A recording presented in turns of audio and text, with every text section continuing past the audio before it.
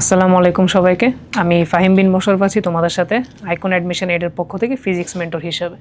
তো আজকে আমাদের যে ক্লাসটা এটা হলো ইউএপি বা ইউনিভার্সিটি অফ এশিয়া প্যাসিফিকের অ্যাডমিশনে আসা যে ফিজিক্স কোশ্চেনগুলো আসে সেগুলোর কিছু স্যাম্পল কোশ্চেনের সলিউশন, যেন তোমরা বুঝতে পারো যে এক্সামে কী কী ধরনের কোশ্চেন আসতে পারে আর ওই হিসাবে ভালো একটা প্রিপারেশন নিতে পারো।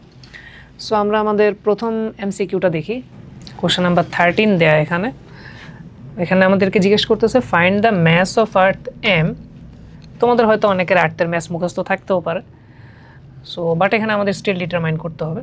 If the value of G বা acceleration due to gravity is 9.8 seconds, তারপর রেডিয়াস অফ আর্থ দেয়া আছে 6.4 × 10⁶ মিটার, তারপর গ্র্যাভিটেশনাল কনস্ট্যান্ট এখানে যদিও এইচ দেয়া, বাট ইউজুয়ালি আমরা এটাকে জি দিয়ে লিখি, ক্যাপিটাল জি, 6.67 × 10⁻11।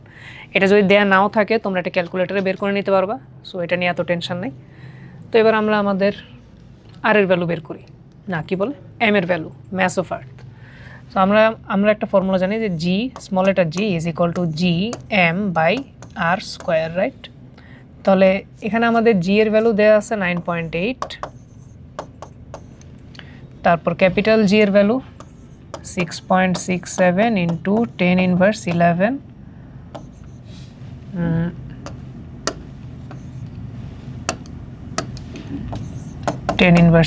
ইন্টু এম এর ভ্যালু জানি না, ডিটারমাইন করতে হবে। আর স্কোয়ার, আর এর ভ্যালু দেওয়া 6.4 × 10⁶ তার স্কোয়ার। এখান থেকে আমি যদি এম এর ভ্যালু বের করে ফেলি তাহলে তো আমার অ্যান্সার শেষ। তাহলে দেখি কত আসে।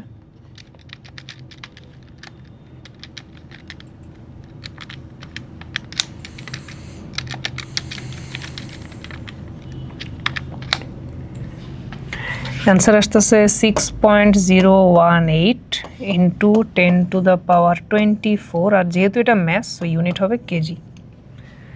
তাহলে এটাই হবে আমাদের আর্থের ম্যাস, শেষ। তারপর আসি 14, an object of mass 60 kg, m এর ভ্যালু দেয়া আছে, ওয়াজ এট রেস্ট, তাহলে ইউ এর value 0, it is brought to motion by applying a force of এত, ওকে, এটা আমাদের force. Calculate its kinetic energy, E কে বের করতে হবে, টাইম দেয়া আছে 10 সেকেন্ডস, ওকে। তাহলে আমরা জানি কি ই কে বা kinetic energy is equal to half M V square. M এর ভ্যালু আমাদের দেয়া আছে, বাট আমাদের ভি এর কোনো ভ্যালু দেয়া নেই, ভি আমাদের বের করতে হবে। আচ্ছা, তো ভি বের করার জন্য আমাদের এখানে কী কী আছে, টি আছে, তাই না? সো আমরা কি একটা ফর্মুলা জানি, v is equal to u plus at, ওইটা ইউজ করবো এখানে, v is equal to u plus a t. কিন্তু এও তো দেয়া নেই, আমাদের 30 নিউটন ফোর্স আছে আর এখানে ম্যাস দেয়া আছে, অ্যান্ড আমরা জানি যে F is equal to M A, therefore A is equal to F by M, তাই না? তাহলে এখানে আমি ভি এর জায়গায় ওটা বসাই দিতে পারি, তাহলে U plus F by M T. আচ্ছা, শুরুতে যেহেতু রেস্টে ছিল সো আমাদের ইউটা স্কিপ করলেও হয়, এটা দেওয়া লাগবে না। তাহলে v is equal to F by M t, এই এফ বাই এম টি এখানে বসাই দেব, F by m into t whole square. তো এবার যদি আমি এখানে ভ্যালুগুলো সিম্পলি পুট করে দিই তাহলে তোমার অ্যান্সার শেষ। এম এর ভ্যালু 60 ইন্টু ফোর্স বলে দিছে 30 ইন্টু টাইম টি এর ভ্যালু 10 সেকেন্ডস ডিভাইডেড বাই আবারও ম্যাস, তারপর এটার স্কোয়ার। সো এটা যদি আমি হিসাব করি তাহলে দেখি কত আসে।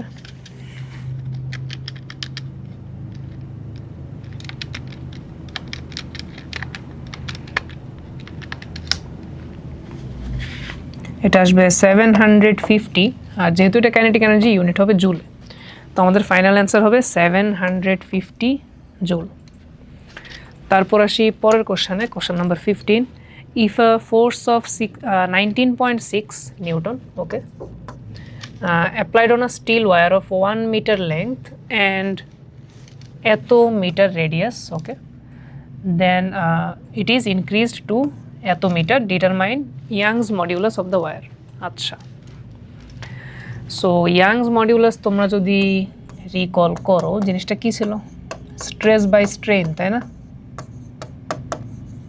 এটা রেশিওকে তো আমরা বলি যে ইয়াংস মডিউলাস। তাহলে স্ট্রেসের ফর্মুলা কি ছিল, F by A that is force by area divided by strain মানে ডেল এল বা কতটুকু চেঞ্জ হয়েছে লেংথে ডিভাইডেড বাই টোটাল লেংথ, এটাই ইয়াংস মডিউলাসের ফর্মুলা। সো আমরা জাস্ট এখানে ভ্যালুগুলো পুট করে দেবো, শেষ। সো ইউনিট, আচ্ছা কি বলতেছি, ফোর্সের ভ্যালু হলো 19.6 ডিভাইডেড বাই এরিয়া, এরিয়া মানে কি পাই আর স্কোয়ার, স্টিলের ওয়্যার দেওয়া আছে। সো ক্রস সেকশনাল এরিয়া বের করতেছি আর কি basically. So pi into radius বলা আছে 5 ইন্টু 10⁻⁴ এটার স্কোয়ার, এই যে ডিভাইডেড বাই কতটুকু লেংথ চেঞ্জ হয়েছে। প্রথমে ছিল 1 মিটার, তাই না? এখন হয়েছে 1.02, তাহলে ইনক্রিজ করছে কত, 0.02 ডিভাইডেড বাই 1। এই 1 দিলেও যা না দিলেও তার মানে ক্যালকুলেশন আর তো আর চেঞ্জ আসতেছে না। ওকে, সো ফোর্স দেয়া 19.6 ডিভাইডেড বাই এরিয়া মানে pi into 5 into 10⁻⁴ square divided by 0.02। তো আমাদের ফাইনাল অ্যান্সার আসতেছে 1.24 ইন্টু 10⁻⁹। এই তো। আর কেউ যদি ইউনিটের বেলা চিন্তা করো যে ইউনিট এখানে কি হইতে পারে, ইউনিট হয়তো তুমি ভুলে গেছো, এটাও মিটার এটাও মিটার, সো এখানে কোনো ইউনিট নাই। ইউনিটটা ডিপেন্ড করবে জাস্ট এটার উপর। এফ বা ফোর্সের ইউনিট হলো নিউটন ডিভাইডেড বাই এরিয়া, এরিয়ার ইউনিট কি, মিটার স্কোয়ার। সো আমাদের ইয়াংস মডিউলাস হবে হলো 1.24 into 10⁹ Newton per metre square. তারপর আসি 16, an object of 250 gram is projected horizontally at a velocity of 20 meter per second from 19.6 meter height, neglecting the obstacle of air and assuming acceleration due to gravity এত, that is আমরা কোনো air resistance ধরতেছি না in this specific case, যাতে আমাদের calculation অত complicated না হয়। Find the velocity of the object at the time of touching the ground. Okay, আচ্ছা, সো এই সিনারিওটা তুমি চিন্তা করো, লেটস সে এটা একটা অবজেক্ট, ওকে, এটা একটা পার্টিকুলার হাইটে আছে, এতটুকু হাইটে আছে, ধরো হাইটটা কত, 19.6 মিটার। এই ডিরেকশানে এইভাবে হরিজন্টালি ওকে প্রজেক্টেড করা হয়েছে বা ছুঁড়ে মারছে 20 মিটার পার সেকেন্ড ভেলোসিটিতে। এখন জিনিসটা তো এইভাবে এইভাবে নিচে পড়বে, তাই না? নিচে যখন পড়বে, নিচে পড়ার ঠিক আগ মুহূর্তে ওর ভেলোসিটি কত হবে এটা জানতে চাইছে। সো এটা আমরা কিভাবে করতে পারি, আমাদের হরিজন্টাল ভেলোসিটি দেয়া আছে, যেহেতু এটা নিচে পড়বে তার মানে ওর ডেফিনেটলি একটা হরিজন্টাল ভেলোসিটিকে আমরা ধরো Vx ধরি, আর ভার্টিক্যালি যেটা ওটাকে আমরা ধরো Vy ধরি। মানে এখানে আমাদের দুইটা ভেলোসিটি কাজ করবে অ্যাট দ্য সেম টাইম, একটা হলো ভার্টিক্যাল ভেলোসিটি, একটা হলো হরিজন্টাল ভেলোসিটি। হরিজন্টালটা দেয়াই আছে অলরেডি, তো আমরা জাস্ট ভার্টিক্যালটা বের করে রেজাল্টেন্ট বের করলে ম্যাথ শেষ। তো এখন ভার্টিক্যাল ভেলোসিটি বের করি। ভার্টিক্যাল ভেলোসিটি Vy আমরা জানি তো, V is equal to u square plus 2gh। তো ইউ এর ভ্যালু তো এখানে 0, ইনিশিয়ালি তো কোনো ভার্টিক্যাল ভেলোসিটি ছিল না, সো আমি ইউ স্কোয়ারটা না রাখি, just 2gh 2 into 9.8 into H এর ভ্যালু কত, 19.6।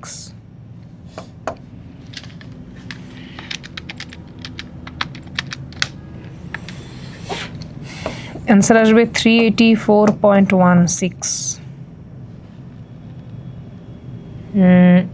ওটা তো ভি স্কোয়ার, সো এটার উপর রুট হবে, v square equal to root over, sorry, v square equal to u square plus 2gh, তাহলে v is equal to root over u square plus 2gh, তাহলে এটার উপর রুট ওভার হবে, কারণ এত বেশি ভেলোসিটি তো আর এমন হবে না। আচ্ছা, সো এটা আসবে 19.6 মিটার পার সেকেন্ড। তাহলে এখন আমি হরিজন্টাল ভেলোসিটি জানি, ভার্টিক্যাল ভেলোসিটি জানি, সো আমার টোটাল যে রেজাল্টেন্ট ভেলোসিটি ওটা কী হবে, simply horizontal velocity square plus vertical velocity স্কোয়ারের রুট ওভার, এটা আমার রেজাল্টেন্ট। তার মানে root over 20 square plus 19.6 square এত মিটার পার সেকেন্ড।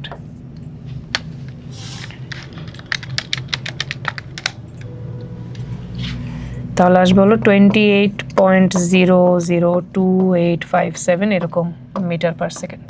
তুমি চাইলে এটাকে জাস্ট 28 মিটার পার সেকেন্ডই বলতে পারো। তাহলে আমাদের যখন এটা অবজেক্টটা গ্রাউন্ডে টাচ করবে, টাচ করার ঠিক আগ মুহূর্তে ওর ভেলোসিটি থাকবে হলো around 28 metre per second, which makes sense, কারণ আমরা এটাকে জাস্ট 20 মিটার পার সেকেন্ডে লঞ্চ করছি।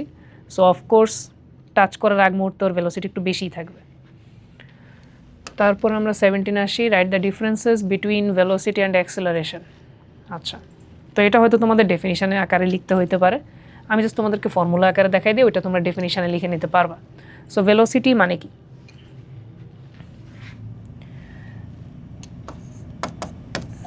ডিএস বাই ডিটি এভাবে লেখা না, মানে rate of change of displacement with respect to time. তারপর অ্যাক্সেলারেশন মানে কি, অ্যাক্সেলারেশন মানে হলো ডিভি বাই ডিটি, মানে rate of change of velocity with respect to time, অথবা আমি চাইলে এটাকে এইভাবে লিখতে পারি না, ডিডিটি অফ, এই যে ভি এর এই ভ্যালুটা এটা এখানে বসাই দিই, তাহলে আসবে d s by d t which is d square s by d t square. তার মানে ডাবল ডিফারেন্সিয়েশন অফ ডিসপ্লেসমেন্ট। তার মানে rate of change of displacement যেটা আছে ওইটারও রেট অফ চেঞ্জ এটাই। তার মানে rate of change of displacement with respect to time হলো ভেলোসিটি, আর অ্যাক্সেলারেশন হলো rate of change of velocity with respect to time. তো এটাই। তারপরে next, an electric motor is delivering 1 HP power to a pump. Okay, the efficiency of the motor is 90%. Find out the input power taken by the motor in kilowatt. ওকে, তাহলে আমাদেরকে বলতেছে কি যে 1 HP ও deliver করতেছে, তার মানে এটা ওর output. এখন আমাদেরকে আবার বলেও দিছে যে এফিসিয়েন্সি হলো 90%, তার মানে আমি ওকে যদি 100% ইনপুট দিই, ও আমাকে 90% আউটপুট দিতেছে। ওই 90%টাই অ্যাকচুয়ালি 1 HP এর সমান। তাহলে 100% কী হবে? অফকোর্স 1 HP এর একটু বেশি হবে, তাই না? সো এটা হলো আউটপুট, তাহলে ইনপুট হবে 1 HP এর একটু বেশি। সো আমি যদি ইনপুটটা বের করি, input is equal to 1 HP divided by 0.9, তাহলে কত আসবে? 1/0.9 আসবে, 1.11, অথবা ফ্র্যাকশনে রাখলে 10/9। আমি আপাতত এটা রাখি যেহেতু এটা আমাদের ফাইনাল অ্যান্সার না। তো এটা হলো ইনপুট, আমি দিতেছি এত HP। কারণ আমাকে তো আর HP চায় নাই ওরা আমার থেকে তো ওরা চাইছে কিলোওয়াট। সো আমরা যদি দেখি যে 1 HP সমান কত ওয়াট হয়, সেটা হবে 746 watt. So 10/9 HP is equal to কত হবে? 746 ইন্টু 10/9 ওয়াট, কিন্তু আমাদের চাইছে কিলোওয়াট, সো এটা ডিভাইড বাই 1000 দিই, তাহলে কিলোওয়াট পাবো। তাহলে আমাদের ফাইনাল অ্যান্সার কত আসবে?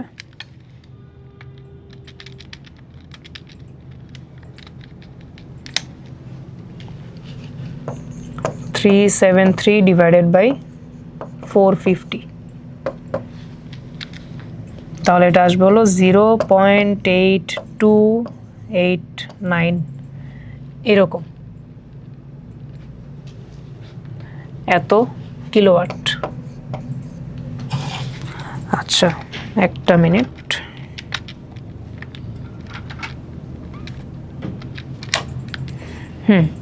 ঠিক আছে, তাহলে 1 HP ইজ ইকুয়াল টু এত ওয়াট। হ্যাঁ, ওকে।